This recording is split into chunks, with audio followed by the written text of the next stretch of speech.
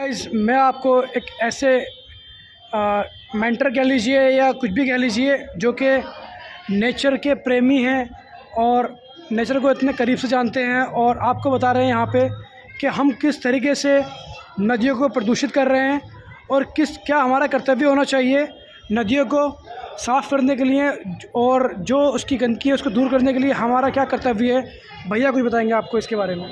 पहले तो आप हमारी प्रदर्शनी में आए, इसके लिए बहुत बहुत आभार आपका। और ये हम लोगों की एक छोटी सी पहल है।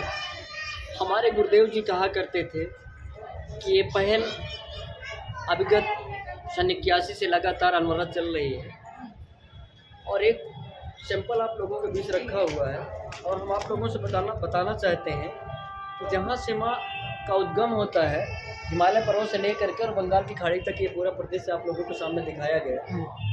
और जैसे ही हमारी माँ उत्तराखंड के पहाड़ी भाग को छोड़ती हैं और हमारे आपके शहरों में जाती हैं, वो कहीं ना कहीं प्रदूषित हो जाती हैं। यही प्रदूषण के विषय में एक छोटी सी पहल है हम लोगों की कि लोग जागरूक हो और इस पहल को लोग ज़्यादा से ज़्यादा समझें और मानें। बात स्टार्ट करते हैं। आपसे हम पूछना चाहते हैं, इनको दूषित करने में हमारा आपका क्या योगदान है, हम आप इनको कैसे दूषित होने से बचाएं, और इनमें हमारे क्या विचार हो सकते हैं, क्या सुझाव हो सकते हैं। आइए इसी के बारे में जानने की कोशिश करते हैं। ये आपके सामने जल का सिंपल रखा हुआ है, और हमारी माँ जैसी हमारे शहरों में आती हैं वो प्रदूषित हो जाती हैं। और हम आपसे एक चीज़ पूछना चाहते हैं कि अभी आप लोगों ने देखा होगा माँ के घाट पे लाखों लोगों ने स्नान किया। लाखों लोगों में आप लोगों को कोई भी व्यक्ति आप लोगों को ऐसा ना मिला होगा जो माँ के घाट से थोड़ा सा कचरा उठा के बाहर किया हो। क्यों? क्या ये हमारी नैतिक जिम्मेदारी नहीं है, नैतिक कर्तव्य नहीं है?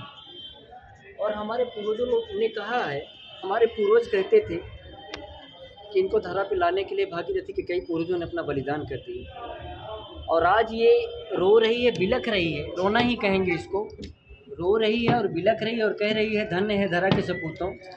क्या मैं आप लोगों से पूछना चाहता हूँ, एक पुत्र का माँ के प्रति यही बर्ताव होना चाहिए, यही निष्ठा है, यही प्रेम है कि आकर के यहाँ पे रोए और बिलखें ये?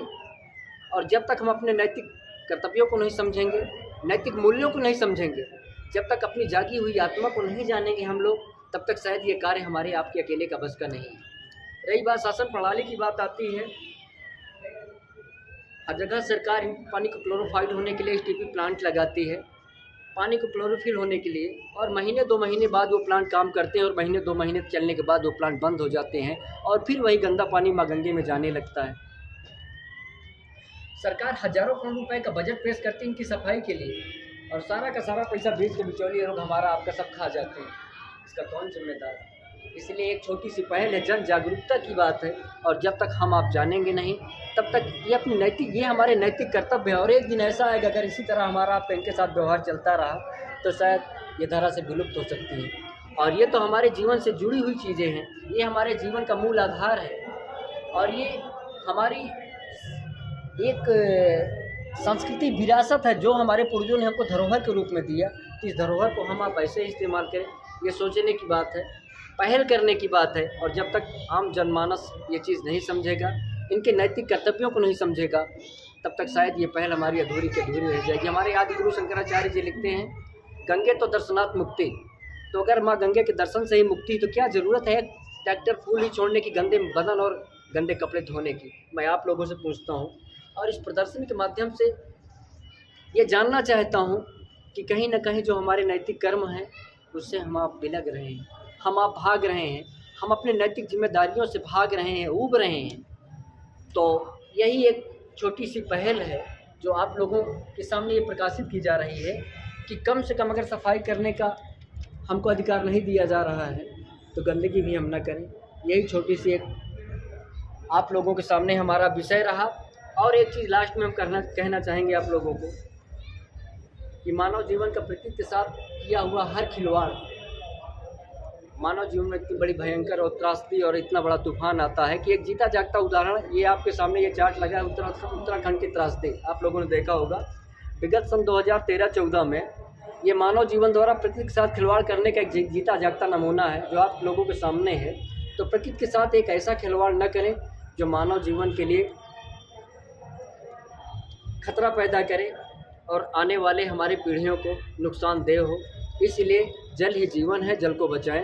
बोले गंगा मैया की जय। कोई सुझाव देना चाहेंगे भैया आप लोग? कोई फीडबैक अगर देना चाहेंगे लिखित रूप में दे सकता है। तो गाइस यहाँ भैया ने बताया हमको कैसे कैसे हमारा क्या कर्तव्य है, हमें क्या करना चाहिए ताकि जो हमारे गंगा जी है और जो भी जितनी भी नदियाँ हैं वो प्रदूषित हो रही हैं वो प्रदूषित होने से बच सकें। तो सभी लोगों से और भैया का एक बार थैंक यू बोलेंगे सब लोग। थैंक यू सो मच भैया, और हाथ इतना जोड़ कुछ के नॉलेज देने के लिए, बताने के लिए धन्यवाद जी। और एक चीज़ और कहना चाहेंगे आप लोगों से कि हमारे देशवासियों, मैं आप लोगों से अनुरोध करता हूँ कि हमारी प्रकृति की विरासत है, इनको बचाने में, इनकी साफ सफाई में हमारा आपका सहयोग निरंतर बना रहे। और जब तक हम आप में चेतना नहीं आएगी तब तक शायद ये कार्य पूरा नहीं हो सकेगा। इसलिए हम आपको मन लगाकर एक पहल को अंजाम देना है और सरकार के साथ कंधे से कंधा मिलाकर चलना है। आप देशवासियों से ये अनुरोध है। जय गंगा मैया। धन्यवाद भैया, आपने इतना कुछ बताया और आपका सुन कर के काफ़ी अच्छा लगा और इतना कुछ पता चला कि हाँ वाकई हम लोग ज़िम्मेदार हैं प्रदूषण के लिए, जो कि हम इतना कुछ नदियों को गंदा कर रहे हैं। तो हमारा कर्तव्य बनता है कि हम इस वीडियो को ज़्यादा से ज़्यादा फैलाएं लोगों में, ताकि लोगों में जागरूकता आए और जो हम प्रदूषण कर रहे हैं उसको वो रुक सके और नदियों का पानी जो है साफ़ हो सके। Thank you so much.